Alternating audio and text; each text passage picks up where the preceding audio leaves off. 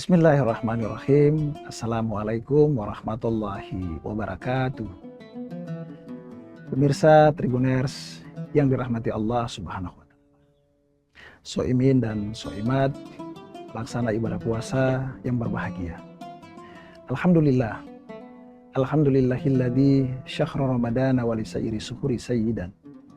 Wa kammala fihil fakhra haitsu ja'alahu lil barakati wal khairati mauridan. Wa anzala fihi al-Qur'ana mau'izzata wa sifa lima fi suduri wa hudan. Ahmaduhu subhanahu wa ta'ala wa atubu ilaihi mutawakkilan ilaihi mu'tabidan. Asyhadu an la ilaha illallah wahdahu la syarikalah wa asyhadu anna sayyidana wa nabiyyana Muhammadan abduhu wa rasuluh. Allahumma shalli wa sallim ala sayyidina Muhammadin wa ala alihi wa sahbihi wa man tabi'ahu bi ihsan ila yaumiddin. Tribuners yang dirahmati Allah Subhanahu wa Ta'ala. Pertama-tama marilah kita panjatkan puji dan syukur kita kehadirat Allah Subhanahu wa Ta'ala atas berbagai limpahan kenikmatan yang tidak pernah berhenti dikucurkannya kepada kita sekalian. Kenikmatan yang tidak mungkin bagi kita untuk menghitung-hitungnya, terutama nikmat iman dan Islam, nikmat rezeki dan kesehatan serta kesempatan, sehingga pada hari ini kita masih dapat melaksanakan ibadah puasa di tahun ini 1447 Hijriah. Soimin dan soimat Tribuners yang dirahmati Allah Subhanahu wa Ta'ala. Kesempatan sore hari ini kita akan berbicara tentang puasa adalah bulan yang dapat mengobati hati kita. Puasa adalah bulan reparasi. Puasa hadir ke tengah-tengah kita untuk memberikan sentuhan yang baru terhadap kepribadian kita, terhadap akhlak kita, terhadap tingkah laku kita. Soimin dan soimat yang dirahmati Allah Subhanahu wa Ta'ala. Ada 3 tingkatan kepribadian atau akhlak kita yang dapat kita soroti di dalam kehidupan ini. Yang pertama adalah akhlakul hasanah. Apa itu akhlakul hasanah? Akhlakul hasanah adalah apabila orang lain memberikan suatu kebaikan kepada kita dan kita akan membalasnya dengan kebaikan yang sama. Kemudian yang kedua adalah akhlakul karimah.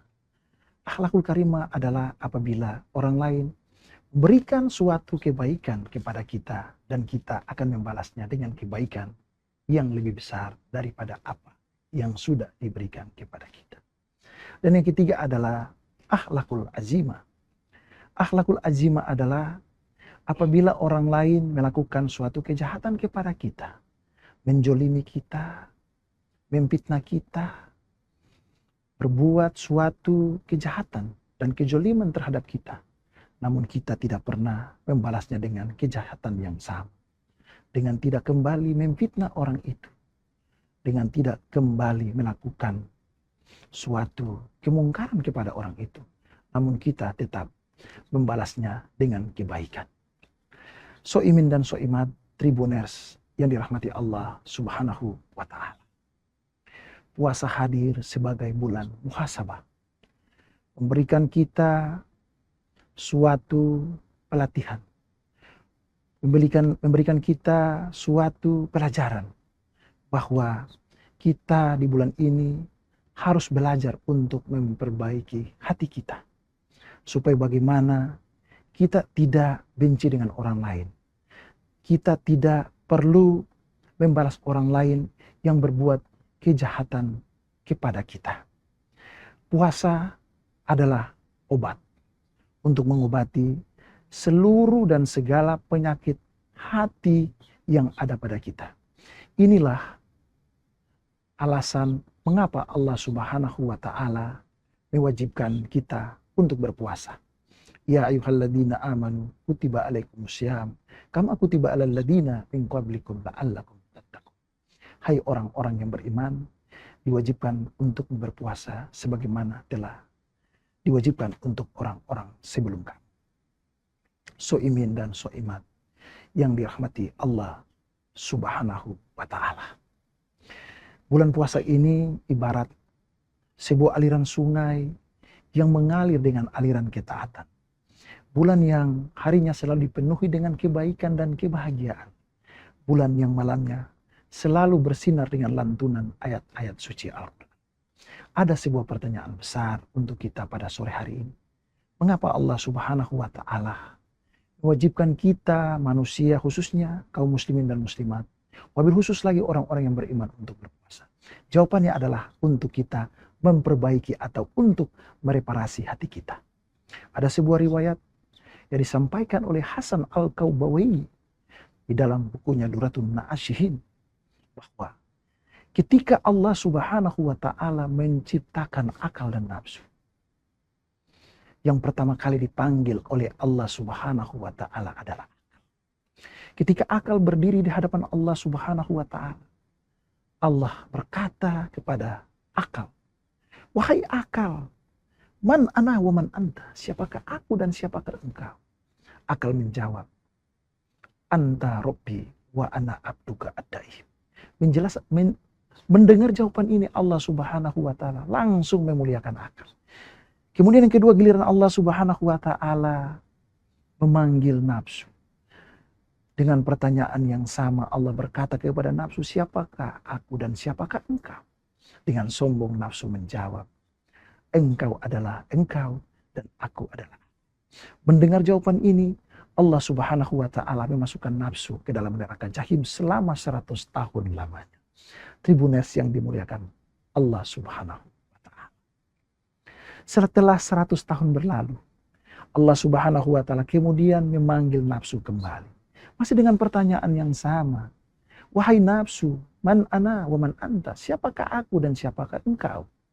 Masih dengan gagahnya, dengan sombongnya, nafsu berkata kepada Allah Subhanahu wa Ta'ala, "Ana wa ana, anta wa anta." Aku adalah aku dan engkau adalah engkau. Mendengar jawaban ini, Allah Subhanahu wa Ta'ala sangat marah dan murka kepada nafsu. Dan pada akhirnya Allah Subhanahu wa Ta'ala memasukkan nafsu ke dalam neraka ju. Apa itu neraka ju? Soimin dan soimat, tribuners yang dimuliakan Allah Subhanahu wa Ta'ala. Neraka ju adalah neraka yang isinya orang-orang kelaparan. Neraka yang isinya orang-orang yang kehausan. Tidak ada makan dan minum di sana. Dan pada akhirnya dengan berpuasa, tidak ada makan dan minum. Akhirnya nafsu tidak punya tenaga, tidak punya kuasa. Nafsu lemah dan akhirnya sadar dan kembali ke hadapan Allah Subhanahu wa Ta'ala dan berkata, "Wahai Tuhan, anta Rabbi dan aku adalah hamba." Dengan demikian, puasa merupakan bulan reparasi. Puasa memperbaiki hati kita dengan mengalahkan setiap tindakan-tindakan yang tidak baik yang dipengaruhi oleh nafsu kita. Kesimpulannya adalah, di dalam hidup ini, jangan sekali-kali menjadikan nafsu menjadi pemimpin atas diri kita. Tetapi, di dalam kehidupan ini kita harus menjadikan hati sebagai pemimpin atas diri kita.